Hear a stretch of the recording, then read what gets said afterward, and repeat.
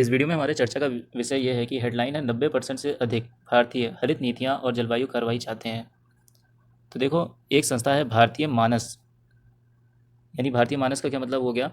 भारतीय मानस यानी भारतीय लोग में जलवायु परिवर्तन 2023 नामक एक बड़े अध्ययन से पता चला है कि भारत में बहुत सारे लोग जलवायु परिवर्तन को लेकर के चिंतित हैं और जलवायु परिवर्तन से संबंधित कुछ प्रोग्राम भी चलाए जा रहे हैं, जिनमें से कौन सा है? Yale programme, centre for voting opinion and trends in election research, C voter ने सितंबर और अक्टूबर 2023 में सर्वेक्षण किया है, जिसमें नतीजे बताते हैं कि उत्तर देने वालों में से 91% लोग इस बात से सहमत हैं कि ग्लोबल वार्मिंग वास्तविक है। देखिए, 91% लोग ही बोल रहे हैं कि ग्लोबल वार्मिंग वास्तविक है, जबकि 9% अभी भी है, उनको लगता ही नहीं है ग्लोबल वार्मिंग है। अब क्या है कि सार्वजनिक धारणा और चिंता। तो अध्ययन में जलवायु परिवर्तन के प्रभावों को लेकर काफ़ी चिंता दिखाई गई है। उत्तर देने वालों में से 59% ने कहा है कि वे बहुत चिंतित हैं, जबकि 52% लोग इस बात से सहमत हैं कि मानवीय क्रियाएं ग्लोबल वार्मिंग का मुख्य कारण है। सही बात है। ये ओवर डेवलपमेंट, जो कि हमारी ज़रूरत भी नहीं है, उन चीज़ों को के ऊपर भी डेवलपमेंट किया जा रहा है, खनन किया जा रहा है ज़रूरत से ज़्यादा। ये सारी चीज़ें जो है ना, ग्लोबल वार्मिंग को बहुत ज़्यादा प्रभावित कर रही हैं। देखिए, आपका डिफॉरेस्टेशन होगा, पेड़ों की कटाई की जाएगी एक डेवलपमेंट के कारण, और इसका प्रभाव देख रहे हैं कि वेनेजुएला में ग्लेशियर पिघल चुके हैं, लगभग पूरा ही समाप्त हो गया है। बहुत सारे जानवर इस गर्मी में मर जा रहे हैं। ग्लोबल हीट वेव्स की सिचुएशन बहुत जगह क्रिएट हो रही है। जहाँ पे बाढ़ नहीं आता था वहाँ पे बाढ़ आ रही है, जहाँ पे बरसात होती थी वहाँ सूखा पड़ जा रहा है। तो ये सब कुछ कारण है। और ग्लोबल वार्मिंग तो आपको पता ही है किस तरीके से हो रही है, क्योंकि यहाँ पे ओजोन लेयर के ऊपर क्षति भी पहुँच रही है और कार्बन डाइऑक्साइड की मात्रा भी बढ़ रही है। पेड़ कटेंगे, कार्बन डाइऑक्साइड का बैलेंस होगा नहीं, तो ग्लोबल वार्मिंग तो बढ़ेगी बढ़ेगी। पर्यावरण में प्राकृतिक परिवर्तन इसके लिए जिम्मेदार है, ये 38% लोग मानते हैं। अब देखो, 38% लोग बोल रहे हैं कि पर्यावरण में प्राकृतिक परिवर्तन इसके लिए जिम्मेदार है। देखो, प्राकृतिक परिवर्तन हो क्यों रहे हैं? हमारे द्वारा किए गए क्रियाकलापों की वजह से ही हो रहे हैं। देखो, अगर हम लोग अपने क्रियाकलापों को थोड़ा सा बैलेंस करके करें तो हो सकता है कि ये प्राकृतिक परिवर्तन धीरे धीरे हो और उसका प्रभाव हम लोगों के ऊपर उतना ना पड़े जो आज पड़ रहा है। अनुमानित जोखिम और प्रभाव क्या होंगे? बहुत से लोग ग्लोबल वार्मिंग के खतरों के बारे में चिंतित हैं। 83% लोग सोचते हैं कि इससे पौधों और जानवरों को नुकसान होगा। सही बात है, पौधों और जानवरों को तो नुकसान होगा ही होगा ग्लोबल वार्मिंग की वजह से। 82% लोग भारतीय लोगों से डरते हैं।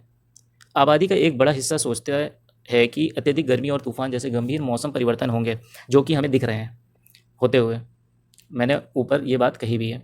उत्तर देने वालों में से 71% जो सोचते हैं वो है कि ग्लोबल वार्मिंग का उनके स्थानीय मौसम पर बड़ा प्रभाव पड़ेगा। ये सही बात है कि ग्लोबल वार्मिंग का स्थानीय मौसम पर बहुत ज़्यादा प्रभाव पड़ रहा है। और 76% सोचते हैं कि इसका मानसून पर बड़ा प्रभाव पड़ेगा। ये अपेक्षाएं क्या हैं? सरकार क्या करती है और कैसे करती है, इसके बारे में लोगों की मजबूत राय है। एक बड़े बहुमत यानी 78% से थोड़ा सा ज़्यादा का कहना है कि भारत सरकार को ग्लोबल वार्मिंग से लड़ने के लिए और अधिक प्रयास करने चाहिए, जबकि 86% लोग उन नीतियों पर पुरजोर समर्थन करते हैं जिनका लक्ष्य 2070 तक शुद्ध शून्य उत्सर्जन तक पहुंचना है, जैसा कि 26वें संयुक्त राष्ट्र जलवायु परिवर्तन सम्मेलन में सहमति हुई है। अरे भाई, आप जो चीज़ 2 सालों में परिवर्तन होने वाला था वो 6-6 महीने में ही परिवर्तन होता जा रहा है, जैसा कि आप लोगों के यहाँ पे भी हो रहा होगा। ये आपको पता चल रहा होगा। गर्मी बढ़ रही है, बहुत लोगों के यहाँ पे ऐसा टेम्परेचर बन रहा है, जब सुबह बहुत ज़्यादा ठंड रहती है, फिर धीरे धीरे दोपहर होती है, वहाँ गर्मी बढ़ती जाती है, और शाम तक होते होते अचानक से बाहर का मौसम बहुत ज़्यादा ठंडा हो जाता है और अंदर कमरे के अंदर एकदम गर्मी सी लगती है। जलवायु परिवर्तन जागरूकता के बारे में अधिक जानकारी जरा देखते हैं। थ्वाइट ग्लेशियर, एक ग्लेशियर का नाम है थ्वाइट ग्लेशियर, डूम्सडे ग्लेशियर के रूप में जाना जाता है। डूम्सडे ग्लेशियर के रूप में थाइट्स ग्लेशियर को जानते हैं। अंटार्कटिका में थ्वाइट्स तेजी से पिघल रहा है, जिससे वैश्विक समुद्र का स्तर काफ़ी बढ़ रहा है। फिर उसके बाद महासागर का अम्लीकरण। औद्योगिक क्रांति के बाद से उच्च कार्बन डाइऑक्साइड स्तरों के कारण समुद्र की अम्लता क्या हो रही है? लगभग 30% बढ़ गई है, जिससे समुद्री जीवन प्रभावित हो रहा है। आर्कटिक वनस्पति, जलवायु परिवर्तन ने आर्कटिक क्षेत्रों को हरा भरा बना दिया है, क्योंकि उच्च तापमान झाड़ियों और पेड़ों को पनपने देता है। सोलर डिमिंग, समताप मंडल में प्रकाश प्रतिबिंबित कणों को इंजेक्ट करने जैसी परियोजनाओं का उद्देश्य ग्लोबल वार्मिंग से निपटना है। पेरिस समझौता, वैश्विक समझौतों के बावजूद केवल कुछ ही देश अपने कार्बन डाइऑक्साइड उत्सर्जन लक्ष्य को पूरा करने की राह पर हैं। जलवायु शरणार्थी, एक महत्वपूर्ण संकट बनने का अनुमान है। गंभीर मौसम से प्रभावित क्षेत्र 2050 तक लाखों लोगों को विस्थापित कर सकते हैं। अदृश्य CO2, जो हमें नहीं दिखाई दे रहा है। एक औसत पेड़ सालाना लगभग 48 पाउंड कार्बन डाइऑक्साइड यानी CO2 को अवशोषित करता है, फिर भी विश्व स्तर पर मनुष्य लगभग 33 बिलियन टन उत्सर्जित करते हैं। ये एक आंकड़े बताए जा रहे हैं आपको। जलवायु शिक्षा 2021 तक 6% से कम स्कूली बच्चों को संपूर्ण जलवायु शिक्षा प्राप्त हुई है। ये बात सही है कि हम लोग इन्वायरमेंट के ऊपर कोई भी शिक्षा बच्चों को नहीं देते हैं, बस अपना कोर्स कंप्लीट करवाया या एक इन्वायरमेंटल स्टडी को एक एग्ज़ाम पर्पस वाला ही समझा करके ख़त्म कर देते हैं। अगर बच्चों को ये चीज़ बचपन से ही आदत में शुमार कर दी जाए कि एक पेड़ लगाओ या फिर अपनी उपभोक्ताओं की चीज़ों को एकदम सीमित रखो, तो बच्चे जब बड़े होंगे तो वो आगे चल कर के इस पे बहुत ज़्यादा अच्छा वर्क करेंगे और इसका परिणाम भी हमको देखने को मिलेगा।